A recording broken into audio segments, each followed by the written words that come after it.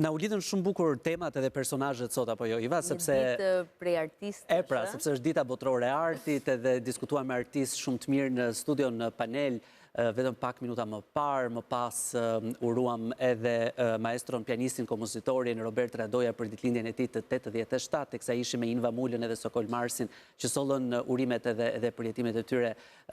Por ndërkohë do të jemi me një brez të ri artistësh, do të jemi me një pianist shumë të talentuar, 15 vjeçar, nxënës si Liceut Artistik Jordan Misja, që nuk ka preferuar të qëndrojë thjesht në suazat e arsimimit, por është shumë i angazhuar në aktivitete që fal talentit të tij kanë qenë të shumta në numër, por edhe me vlerësime. Dhe jemi në studio me pianistin Erbli Zade. Erbli, përshëndetje, mirë se erdhe. Përshëndetje.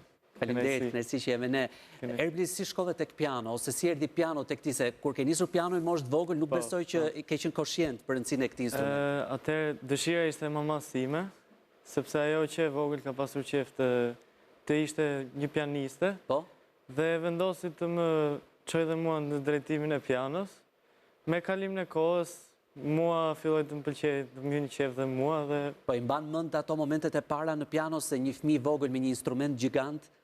Po tani çike vështirë se isha pak sa i vogël, po që në fillim vajta kam bërë një konkurs në Liceun Artistik. Më zgjodhi mësuese Mirela Tushe Vongli, që e falenderoj shumë, pasi është dhe tani zysha ime. Mësuesja juaj, po.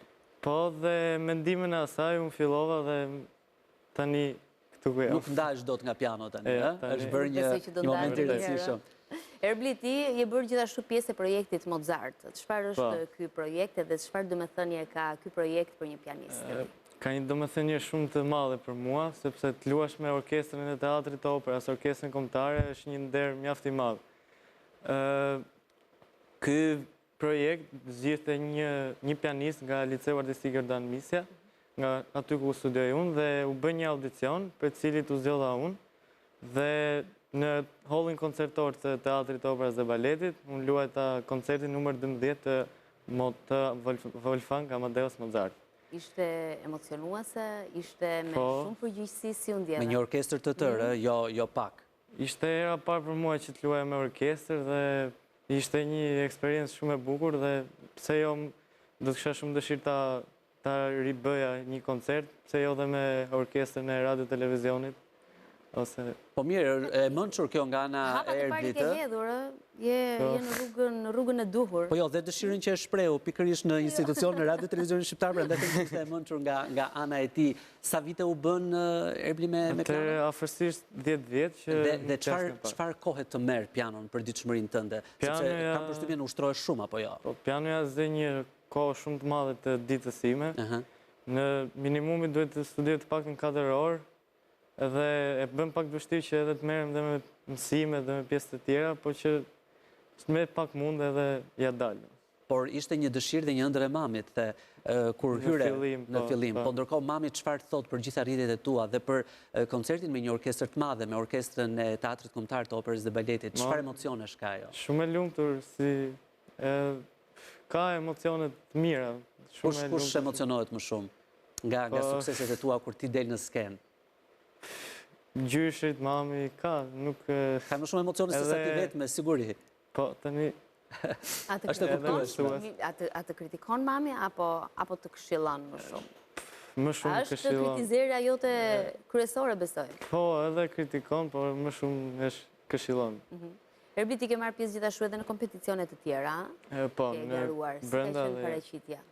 Me mirë, shumë mirë, këtu në Tiranë, në konkursin e EPTAS, në jashtë vendit në Maqedoni, tani sa po riktheva nga Vjena, kështu që janë eksperiencat bukura dhe... Merr pjesë në këto kompeticione për të fituar eksperiencë, për të njohur edhe me një tjetër skenë, me një tjetër realitet, apo merr pjesë sepse do të jesh i pari? Edhe të marrësh një çmim. Më shumë hyrë njerë për x parit të shohë si është dhe niveli jo vetëm brenda vendit, por dhe jashtë tij. Po ashtu dhe të njohë profesor, të krijoj, sepse më ndihmojnë mua në zhvillimin tim si artist, por dhe dëshira që të shpirti garës. Ta sfidosh veten, ta sfidosh edhe të mos e lësh në ato ujërat e qeta. Kë do të vlerësoje si skenën më të madhe ose më të rëndësishme ku ke marrë pjesë deri tani ose si përvojën që të e mban në memorien kujtesë gjatë? Po, më e fund mja tani në Vjenë, skena ishte një skenë fantastike, një piano shumë e mirë dhe ishte një emocion shumë i madh. Po ashtu dhe në Maqedoni, në një skenë të madhe, të bukur, me një piano mjaft të mirë dhe aty. Këto janë edhe tu në Tiranë gjithashtu, në sallën e liceut artistik. Ka goxha.